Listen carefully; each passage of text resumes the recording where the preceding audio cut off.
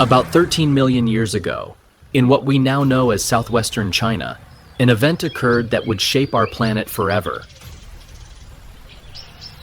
The tectonic plates of what we currently know as India and Asia collided, causing a chain reaction that would lift the Earth's crust thousands of meters above sea level, creating what we now call the roof of the world, or Tibet, a place where fantasy blends with reality. Tibet corresponds to a region of approximately 2.5 million square kilometers in the heart of Central Asia, between India, Nepal, Bhutan, and Myanmar. At about 4,900 meters above sea level, where the air is already difficult to breathe, mountains rise that seem to reach the sky, and endless plains make us doubt whether we are still on Earth. Welcome to Tibet, the highest place on the planet, known by many as the roof of the world. Here, in one of the most isolated places in the world, wildlife fights a permanent battle for its survival. From the majestic Tibetan yak to the friendly pikas, they coexist in an almost virgin ecosystem that hides countless secrets we are going to uncover. This vast plateau, which almost touches the sky, is home to around 800 animal species and more than 5,000 plant species that defy the altitude and have turned the roof of the world into their welcoming neighborhood. The Tibetan climate is unique and represents a challenge for life. Although local tribes call this area Kaba Khan, or Land of Snows, the truth is that Tibet has a dry climate most of the year, with very little annual rainfall. The average temperatures in this isolated region of the world are usually frigid. In winter, the thermometer can reach as low as -20 degrees Celsius, with significant swings between day and night, and with colossal winds that lash the entire plateau, reminding us that we are on top of the world. During the summer months, the temperature rises a bit, oscillating between 9 and 24 degrees Celsius, even becoming pleasant for most fauna and vegetation. Most of the annual rains occur during this season, mainly in the southern part of the plateau, while in the north, guarded by the Himalayan range, rainfall is nearly non-existent. Tibet is also an important hydrological source for Asia and the entire world. It is not for nothing that this region is known as the Water Tower. Tibet holds the third largest ice reserve on the planet, behind only Antarctica and the Arctic. But unlike those two, the meltwater from Tibetan glaciers does not go directly to the ocean. Instead, it gives rise to many of Asia's main rivers, such as the Yellow River and the Yangtze. The extent of the Tibetan plateau is staggering. If we combine the territories of Spain, Portugal, France, Germany, Italy, Switzerland, and Poland, it would still be larger.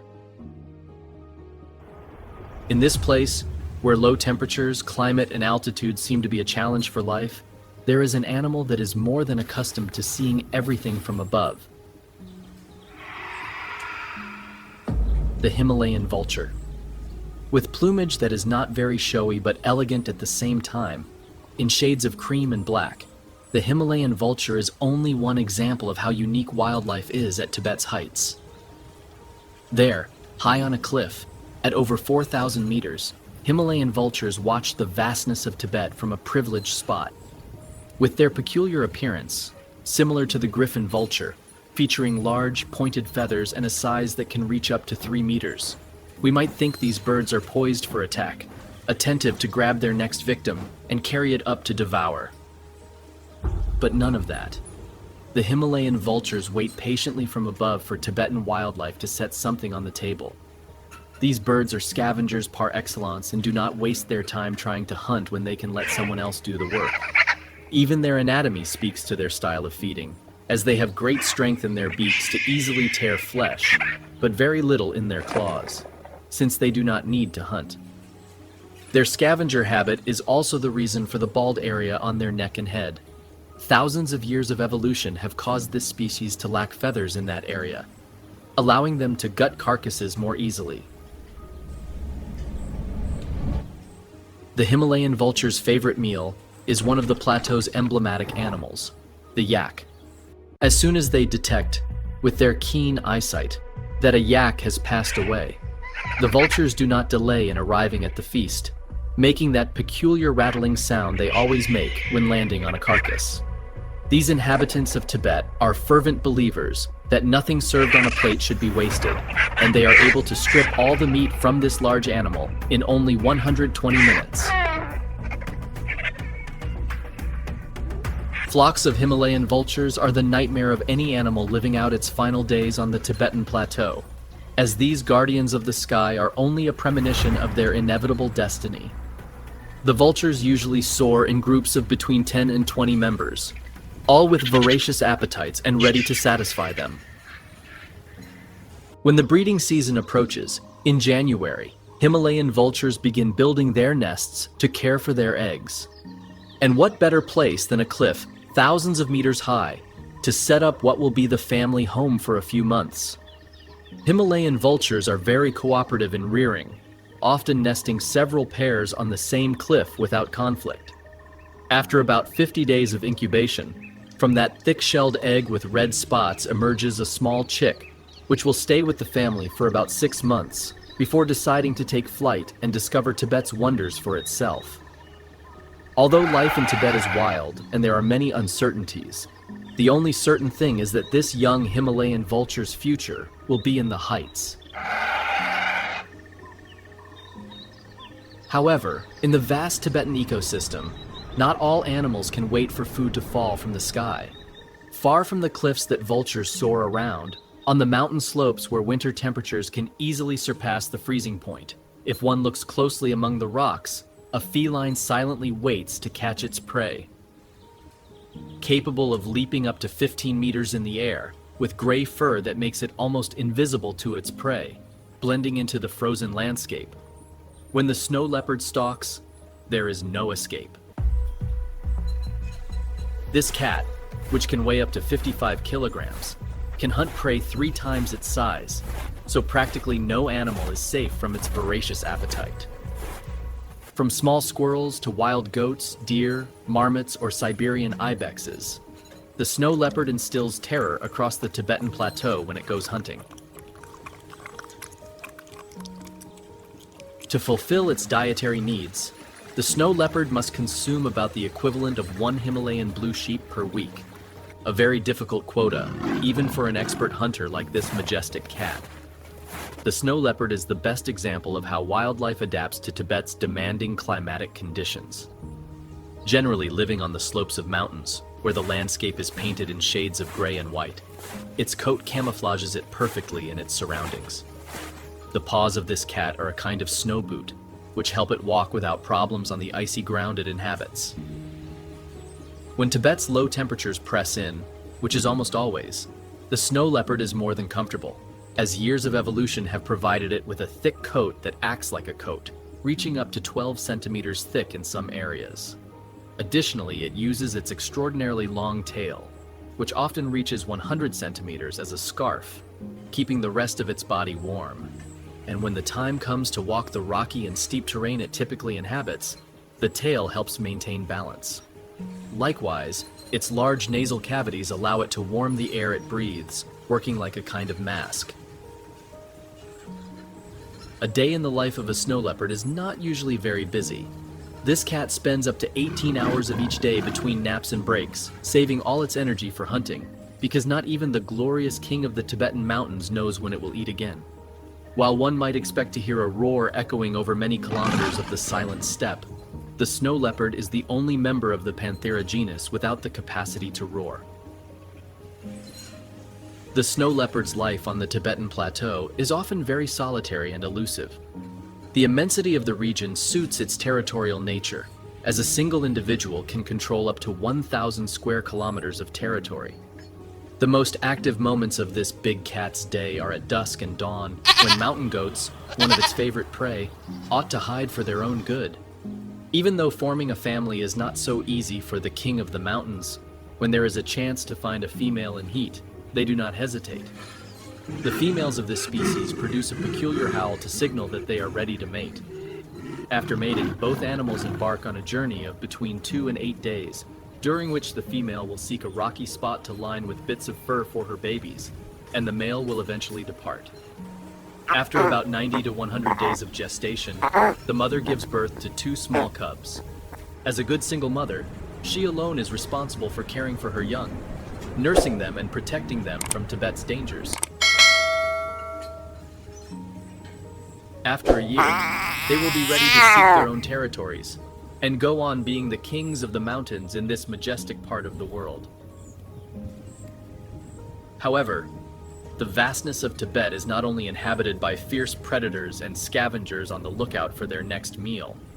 Among the endless forests of this region of the world, there is a friendly creature that prefers to take it slower and live life at its own pace, devouring tasty bamboo shoots. With its characteristic black and white fur in a rather retro style, the giant panda is a resident of the Tibetan neighborhood who needs no introduction. Its gentle, laid-back temperament makes it one of the most popular animals. In a territory where day-to-day life can be a challenge, the giant panda has decided to take things easier, roaming the forest looking for delicious shoots of its favorite food, bamboo. While some animals might worry about the possible scarcity of food in the region, the panda does not concern itself with that complicated world of competition, since its digestive system is specialized for digesting the fibers of this plant. Though it is true that the panda's digestive apparatus is similar to that of carnivores, it has opted to become a vegetarian.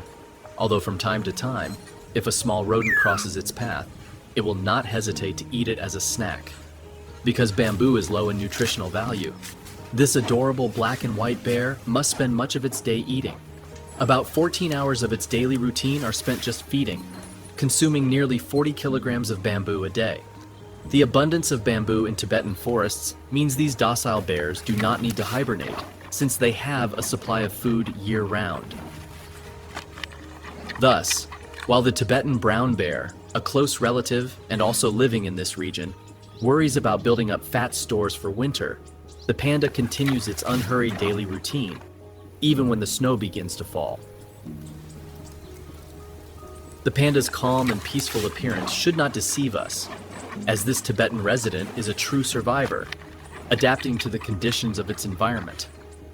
In a place where temperatures can be hostile, the panda has a fur coat that serves as natural protection to withstand those days when the thermometer can be below -10 degrees Celsius on the plateau.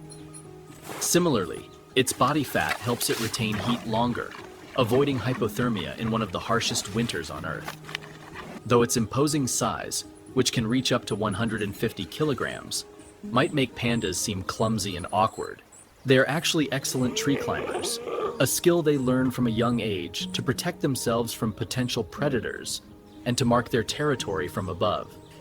The panda's life is generally solitary, and each adult has its territory well defined to avoid problems with other members of the species. This harmony among neighbors in Tibet's forest is broken when the mating season arrives in spring, when as many as 5 males may vie for a single female. At this time, pandas forget all about their reputation for pacifism and cuteness to earn the right to mate with a female who, interestingly, has traveled long distances in search of her suitor. Only the strongest panda will get to pass on his lineage and produce offspring who will continue the relaxed lifestyle of these usually peaceful vegetarians, while male pandas fight a pitched battle over who will get the coveted female, right there in the vastness of the plateau's forest. Another species lives by an even more complex hierarchical society. Tibetan macaques. These forest dwellers are another marvel of nature that Tibet has given us.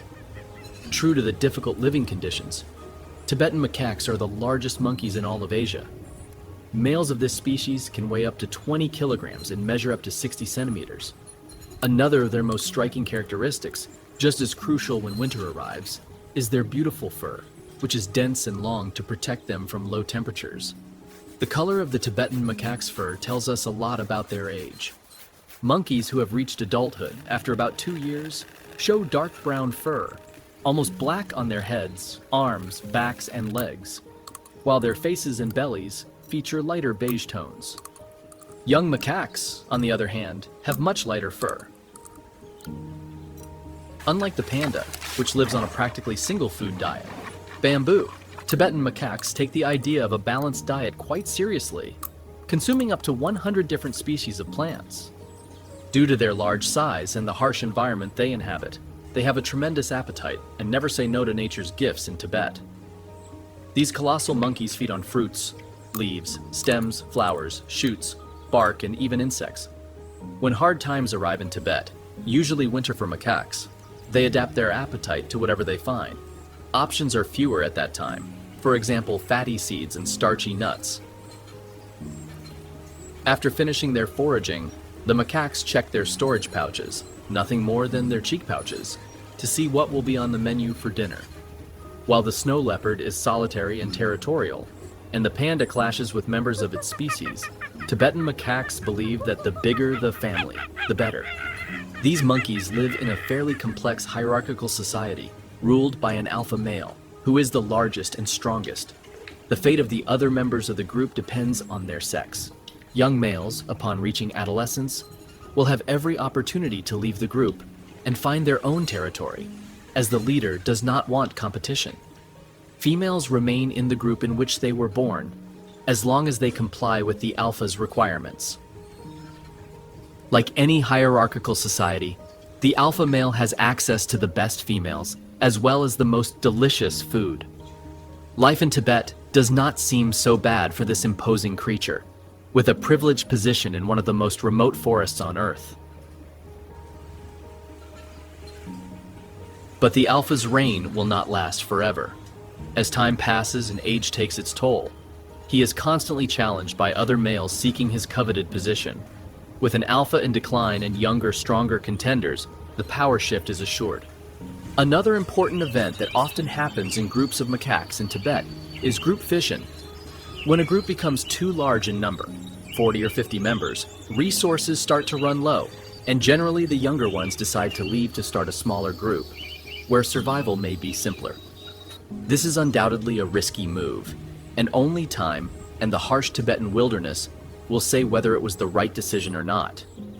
With the Tibetan macaques who abandoned the group facing an uncertain future, yet hoping for a better life, we head to the Tibetan grasslands. In a place where, in summer, every space is teeming with animal life and wild vegetation, we find a species to which the Tibetan ecosystem owes a lot: the pika. The pika is the smallest mammal on the entire high plateau.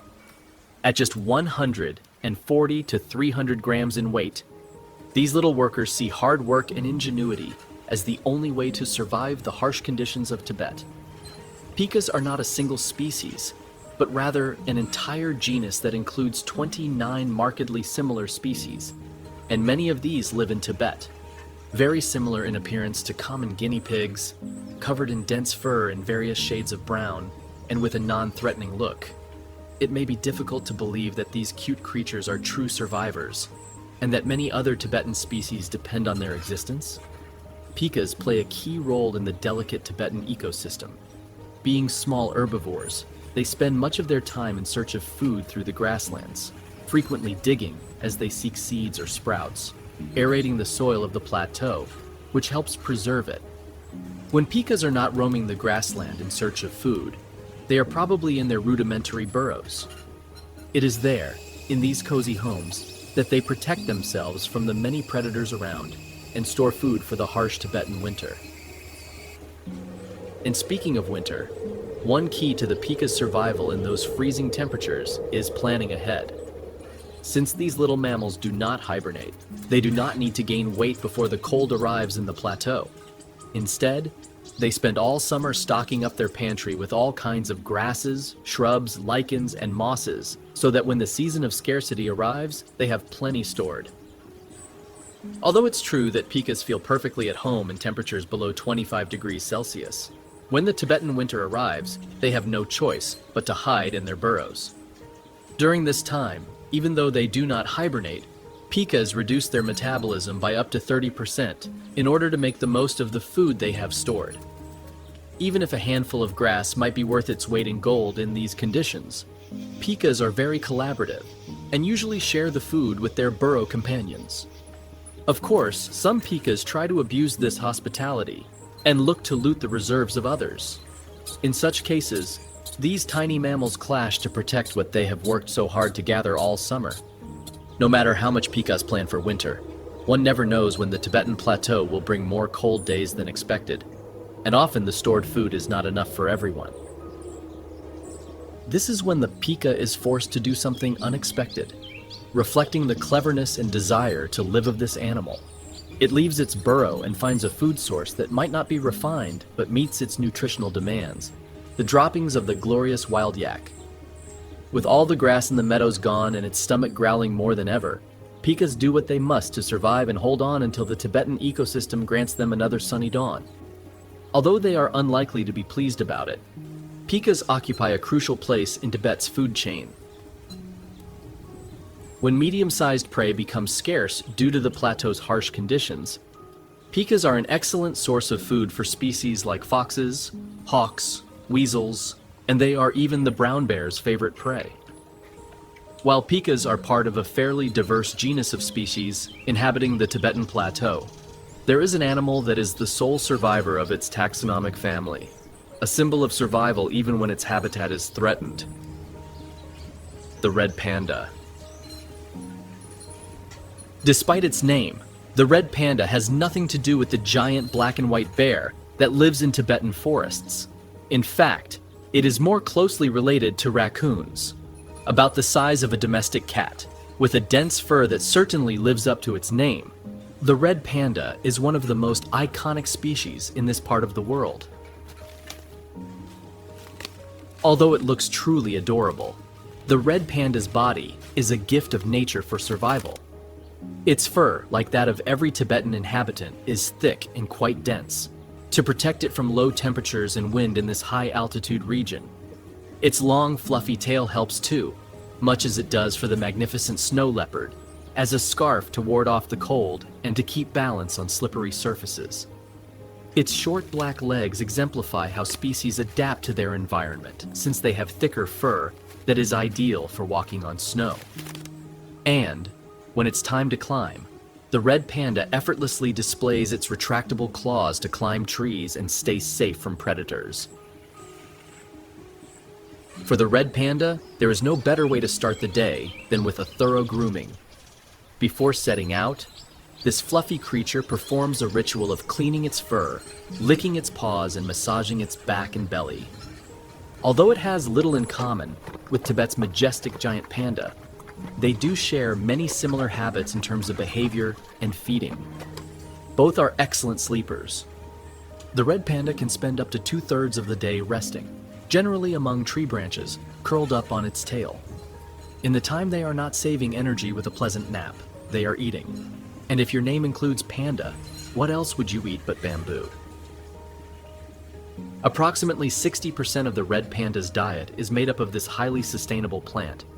Yet, since you cannot always eat the same thing, this small mammal also consumes leaves, flowers, fruits, berries, insects, eggs, and even small mammals or birds it encounters, as it is able to digest meat.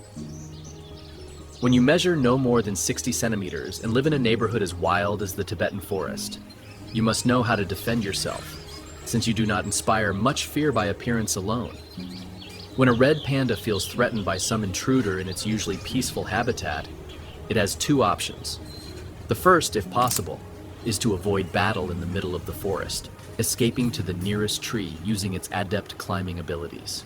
If there is no way out, this little and not so fierce red panda has no choice but to gather courage and face its aggressor, standing on its hind legs to seem bigger and swiping with its sharp claws.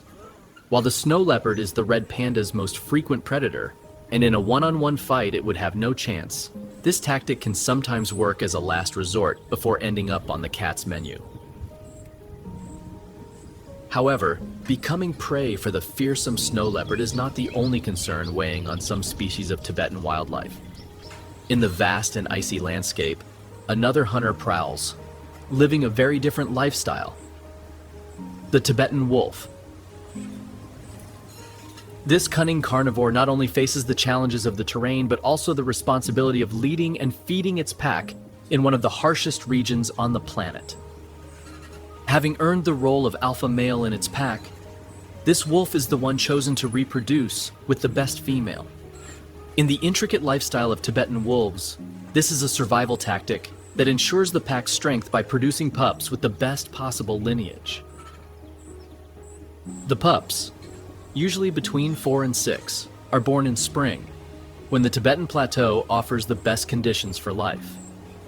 At this time, they depend on the mother's care, as they weigh only about 400 grams at birth.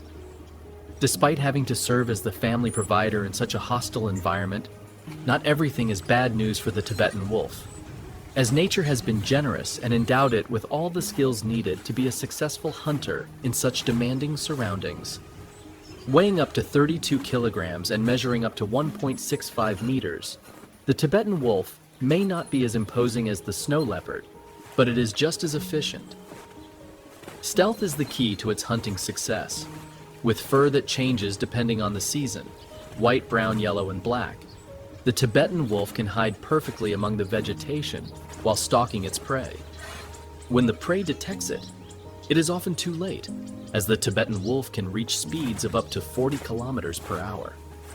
By comparison, most of its prey move in slow motion, trying not to become the dish the wolf brings home to its beautiful family. The diet of these very close relatives of Himalayan wolves is very varied, consisting of anything the Tibetan wilderness puts in front of their fangs. Common prey for this canid are deer and other large mammals, such as Himalayan blue sheep, which are already in enough trouble with being on the snow leopard's menu. Of course, when the chosen prey is more difficult, there is always the card of hunting in a pack. Working together, several wolves ensure there is food for their stomachs. And when a single specimen can eat up to 9 kilograms of meat in one meal, there is no time to dawdle. Yet Tibet's conditions occasionally mean these wolves cannot be too picky about the menu. On hard days, when steppe life becomes more demanding, smaller prey like marmots, hares, ground squirrels, and mice are not despised at all, and serve as a decent source of nutrients. Having a large family to provide for is reason enough for the Tibetan wolf to hunt both day and night. If the times of greatest activity on the steppe do not yield results, there is always the nighttime shift, when with the moon as its companion and its heightened senses of sight and hearing, the probability of success is high. Meanwhile, Mother Wolf stays home, in a comfortable burrow that keeps the little ones safe from the hazards of the steppe. After 3 weeks of nursing, the pups are ready to taste the meat their parents regurgitate, which offers all the nutrients they need to grow strong and healthy, in an environment where there is no place for the weak.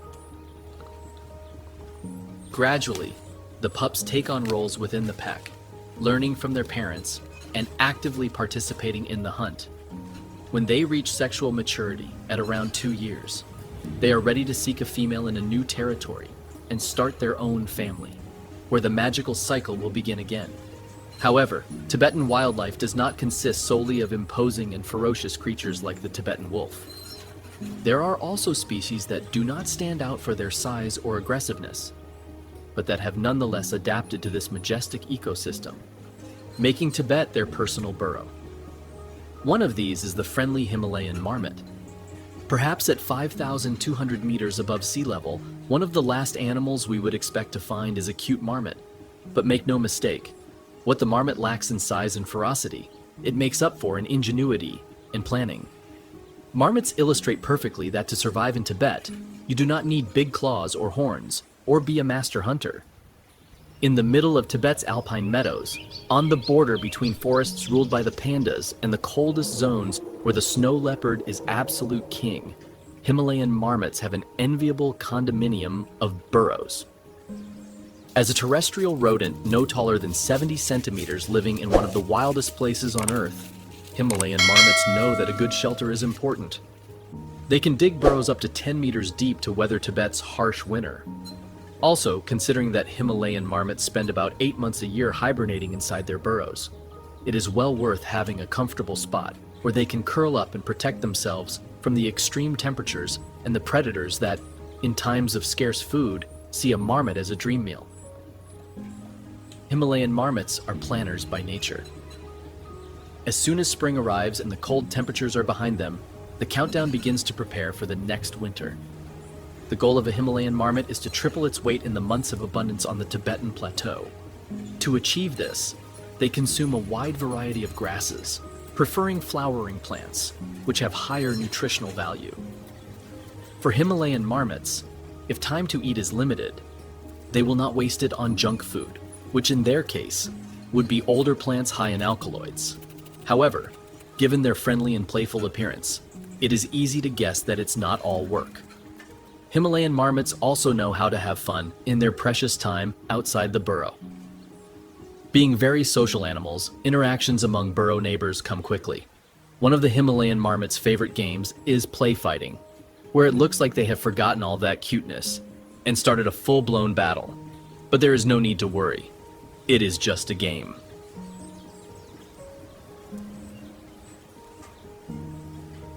Of course, this fun can sometimes be interrupted without warning, as we should not forget that we are in one of the places with the greatest biodiversity on Earth, and the marmot's size and ferocity do not exactly inspire fear.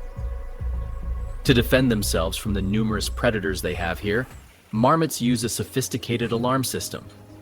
As soon as they spot a predator on the prowl, the sentinel issues a distinct squeak. This is the call for all members of the community to leave whatever they are doing and take refuge in their burrows. This guard duty is generally assigned to the adult males in the burrow. Their role is crucial because, while they keep watch for threats, the rest of the community can feed undisturbed, ensuring everyone's survival. This willingness of the adult males to take care of others is only one example of how well organized and efficient Himalayan marmot society is. Another clear example is their practice when it comes to raising the young, where the task of keeping the babies warm in the depths of the burrow is shared by several adults, even if they have no familial ties to the pups. All of this with the aim of ensuring the species' future. Not far from the Himalayan marmot's neighborhood, heading toward the endless Tibetan plains, we find a species with imposing antlers, and that is thoroughly adapted to the daily hardships of living thousands of meters above sea level, the majestic Tibetan red deer. With abundant fur that, for most of the year, looks brownish red, true to its name. The Tibetan red deer is a species that only the almost untouched ecosystem of Tibet has been able to protect. The majesty of this herbivore reminds us of the great biodiversity that the plateau's forests, mountains, moors, and plains house. The appearance of the Tibetan red deer does not lag behind that of the other species inhabiting this region, one that is closer to the sky than any other place on Earth, with an imposing set of antlers that do not envy those of other horned creatures of the plateau, like the yaks, and a blackish mane evoking incredible creatures from the other side of the world. Tibetan red deer are a marvel of creation. Of course, as with every deer subspecies, there is a marked sexual dimorphism, as the females lack the characteristic antlers and are more compact than the males. Males can weigh up to 230 kilograms and measure 120 centimeters at the shoulder. With virtually the entire vastness of Tibet at their disposal, the Tibetan red deer does not limit itself to a specific habitat, rather migrating constantly to the places offering the best life conditions, depending on the time of year. When the thermometer shows milder temperatures on the plateau, and the thaw gives rise to swarms of flies and mosquitoes that usually bite the Tibetan red deer, it climbs to higher areas, where thanks to the abundance of the season, it will have no trouble finding food. Conversely, with winter coming on, and given that living in cold mountains thousands of meters high is not exactly best for survival, the Tibetan red deer seeks new destinations at lower altitudes, where it is easier to shelter from the cold and find food. Regarding food, the Tibetan red deer has a fairly varied diet, composed of grasses, leaves, sprouts, shoots, and even bark. For it is quite simple. If nature produces it, it devours it. Deer living in lower regions of the plateau often browse on trees, with the abundant willow being their favorite. Every part of the Tibetan red deer's anatomy is useful for its survival. Its thick, striking fur helps it withstand Tibet's cold conditions, and its sensitive muzzle is critical for detecting predators and communicating with each other through pheromones. But there is a part of its body that it will use extensively once the breeding season starts, and that part can measure up to 70 centimeters, firmly attached to its head. When the mating season begins and there are females involved, Tibetan red deer show their more feral side, clashing in fights that determine which male will mate with the fertile females. Everything begins with a characteristic bellow, announcing the start of the battle. After that, each male charges with all his might, using his antlers as true weapons, pushing forward until the other surrenders or dies. The winner has the right to mate with the herd's females, whom he will then abandon after mating, continuing his life with a group of males.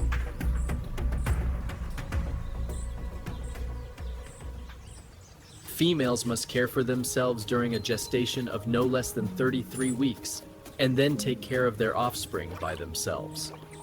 At the end of this challenging period, each female gives birth to a single fawn, requiring maternal milk for at least 8 months.